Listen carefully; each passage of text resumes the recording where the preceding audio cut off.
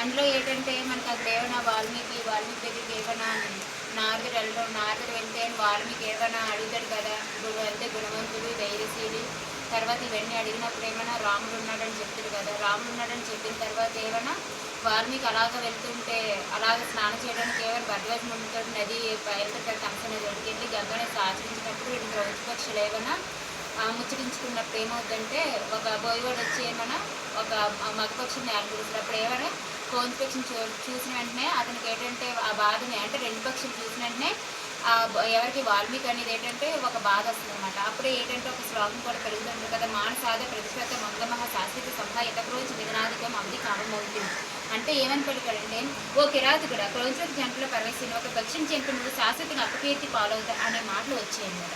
అంటే అతని నోటి నుంచి ఏంటంటే ఆ బాధ మెడిచిన తర్వాత ఏమైనా అలాగనా వెళ్ళిన తర్వాత ఆశ్రమానికి బ్రహ్మ వస్తారు. బ్రహ్మ వచ్చిన వెంటనే ఏం చేసిన మీరు ఏమైనా బ్రహ్మను కూర్చోబెట్టి కింద కూర్చున్నమాట. కూర్చున్న తర్వాత బ్రహ్మ అంటాడు, నువ్వు ఎందుకు బాధపడుతున్నా నాకు తెలుసు, నువ్వు ఏమి చదువుకోకపోయినా సరే నీ నోటి నుంచి 4 శ్లోకాలు అనుష్ఠించి వచ్చేయంటే నువ్వు రామాయణాన్ని రచి మమ్మల్ని చాలా చిత్రహింస పెడుతున్నాడు, ఎలాగైనా సరే మమ్మల్ని కాపాడండి. ఇంద్రుని సైతం ఏం చేస్తున్నాడు, రాజప్రశ్న చేస్తాడు. తర్వాత ఏమైనా ఎవరు చంద్రుడు సూర్యుడు వాయువు కూడా తమ స్థితిని సహజస్థితిని ఏమైనా ప్రకటించుకోలేకపోతున్నారు, ఎలాగైనా సరే మీరు కాబట్టి చక్రధారైన విష్ణుమూర్తి ఏమైనా ఏం చేస్తారంటే 4 రూపాల్లో రమ్మని బ్రహ్మ చెప్పారనమాట. ఆ 4 రూపాయలు ఎవరంటే భరతుడు, శత్రుఘ్నుడు, రాముడు, లక్ష్మణుడు. ఈ 4 రూపాయల్లో కూడా రాముడు రావడం జరిగింది. అయితే నేను అక్కడ ఒక దివ్య పురుషుడు ఆవిర్భించాను.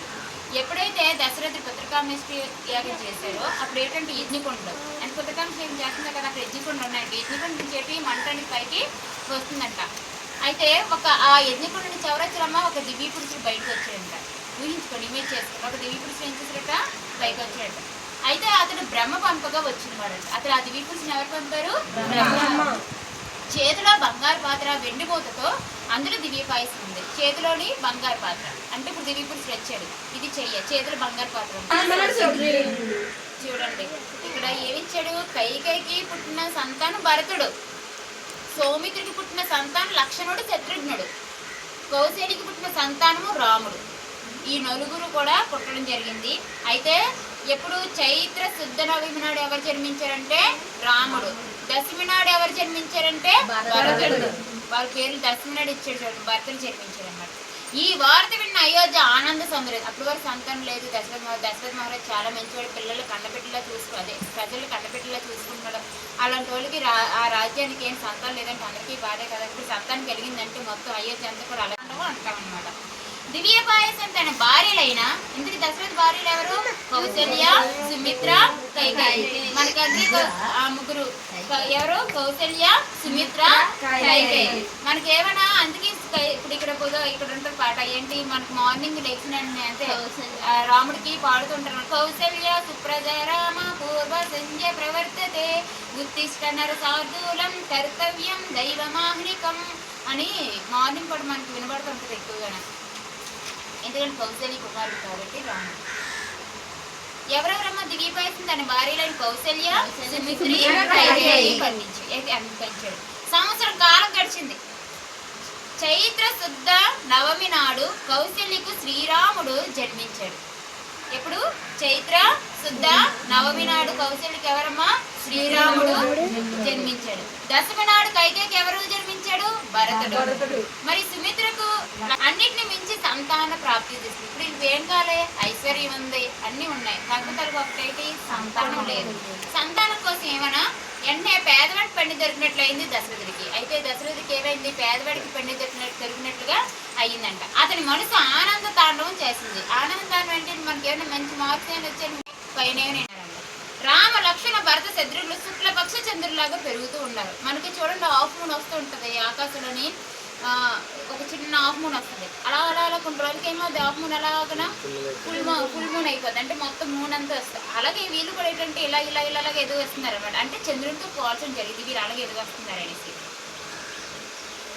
వేద శాస్త్రాలు అభ్యసించాడంట, ధ్వని విద్యలతో నైపుణ్యం సంపాదించాడు. వేద శాస్త్రాలు అంటే ఋగ్వేదం, యజుర్వేదం, సామవేదం, అధర్వేదాలు ఉంటాయి కదా, అవి చదువుతున్నారంట. తర్వాత ధ్వని విద్య అంటే ఏంటి, బాణాలు ఎలా వేయాలి ఏంటి అన్నీ కూడా నేర్చుకుంటున్నారంట. విజ్ఞాన కనులయ్యారు, సద్గుణాలకు ఆట పట్టినారు. ఉద్భవ విద్యార్థులకు ఉండవలసిన లక్షణాలు ఇవి. రాముడు ఎప్పుడు తల్లిదండ్రుల సేవలో నిమగ్నం అయ్యేవాడట. రాముడు ఎప్పుడు కూడా ఏంటి, తల్లిదండ్రుల సేవలో ఉన్నారు. ఇప్పుడు మనం ఏం చేస్తున్నావు? ట్యాబ్లు ఫోన్లు దొరికితే టీవీ చేసుకో, ఇవే చేసుకో అంటున్నాం. ఏం తెలియదని గౌరవిస్తున్నాం మనం. కనీసం వాళ్ళే అనకూడదు మంచినీళ్ళు కూడా పట్టుకెళ్ళము. తర్వాత చిన్ననాటి నుంచి అన్నసేవ భరత శత్రుఘ్న అనన్య ప్రేమ వాళ్ళు కలవారంట. ఇంక భరత శత్రుఘ్న రామలక్ష్మణులు కూడా ఏంటంటే కలిసిమెలిసి అందము చక్కగా ఉండేవారంట. కాలచక్రం తిరుగుతూ ఉండదు. మనకి చూడండి పాసిమలని ఇలా ఇలా ఇలా తిరుగుతున్నట్టుండి ఫ్లాష్ బ్యాక్ ఇలా మారుతుంది, మరి కొత్తది ఏదో ఒకటి వస్తుంది కళ ఫ్లాష్ బ్యాక్ అలా. ఒకనాడు దశరథుడు మన మంత్రులు పురోహితులు మొదలైన వారితో సమావేశమయ్యాడంట. తన కుమారులు వివాహ ప్రస్తావన చేస్తున్నాడంట. సరిగ్గా అదే సమయంలో అక్కడ అడుగు పెట్టాడు మహా తేజస్మాలి అని విశ్వామిత్రుడు మహర్షి. అయితే వీళ్ళు ఎదుగు ఉన్నారు కదా, వాళ్ళు పిలిచి మాట్లాడుతున్న మంత్రులను వశిష్ఠ వామదేవులు పిలిచి మాట్లాడుతున్నట్టు వీళ్ళు పెళ్లి చేతులు వివాహం చేద్దామని మాట్లాడుతున్నారు. అప్పుడే గొప్ప తేజస్మాలి అని ఎవరు విశ్వామిత్రుడు వస్తున్నాడు. ఎవరు దశరథ మహారాజు యొక్క గురువు, అతను ఏమని వస్తున్నాడంట. వచ్చినప్పుడు వెంటనే ఏం చేస్తాం, సృష్టికి ప్రతిష్ఠ చేయగల సమర్థతుడట. ఇతను చాలా పవర్ఫుల్ అనమాట. ఎవరు? విశ్వామిత్రుడు. దశరథుడు ఎదురేగి సాదరంగా స్వాగతించాడు. అది దేవోభవ, అతిథి మనకి దేవుడితో సమానం. అంతే కదా, మన ఇంటి చెట్టలో తెలసలేదు ఎలగడం అంటాం, మంచిలు వస్తాం, గవర్నమెంట్ రిపీట్ అన్ని చేస్తూ ఉంటాం కదా.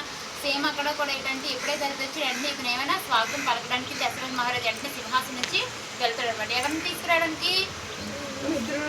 విశ్వామిత్రుడిని తీసుకురావడానికి. వినయపూర్వకంగా చేతులు జోడించి విశ్వామిత్రుడు రాకుడు కారణం అడిగాడు.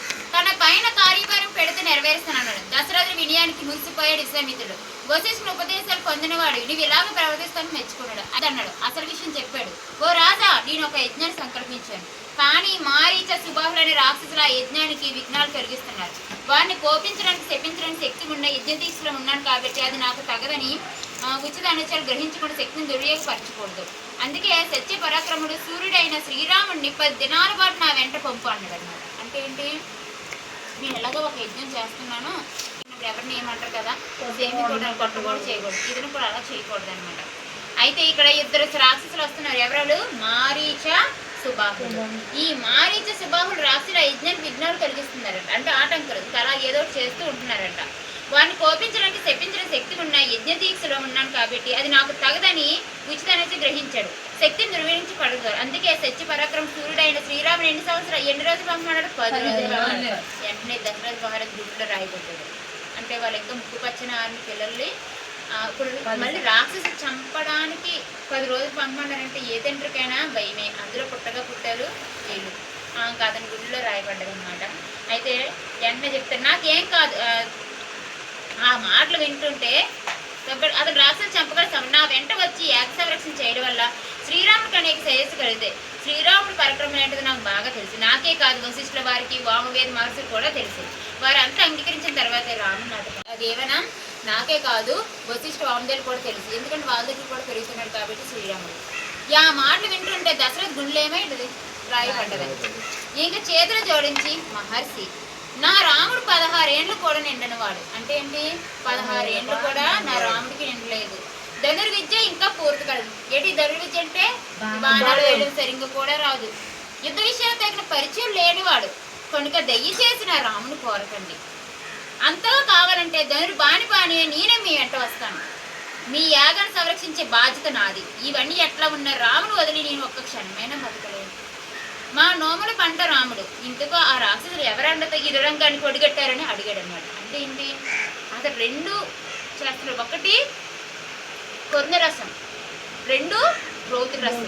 రెండింటితో మాట్లాడుతున్నాడు. కొర్ణరసం రౌతితో చూడండి అతను ఎలా మాట్లాడుతున్నాడు. అందుకేనేటి ఆ యజ్ఞకుండుల దగ్గరికి వెళ్ళి భంగం చేయడం అంటే ఇతని గట్ట ఒక చిన్న విషయం అంట. అలాంటి చిన్న చిన్న విషయాలు నీ నెలలో నా రాక్షస పంపుతాను, నేను ఎవరిలే సుబాహు మారీచుడు పంపాడంట. అక్కడ వెళ్ళి మారీచి ఎక్కడని విన్నారా? మారీచి వినలేదా?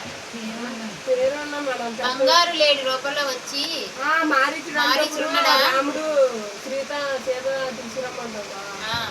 ఆ క్యారెక్టర్ నేను ఇచ్చాను మారీచుడు.